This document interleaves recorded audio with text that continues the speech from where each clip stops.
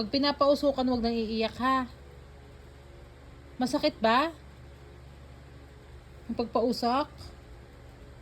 Hindi naman, 'di ba? Ako ba yung nahihirapang huminga? At umubo? Pag pinapausukan ka, nagagalit ka sa akin? Umiiyak ka pa? Ha, Angel? Pag pinapausukan, wag nang iiyak ha. Kaya nga hindi ka makahinga kasi yung sipon mo, nasa ilong mo lahat. Tapos nagagalit ka pa pag sinasabihan ka.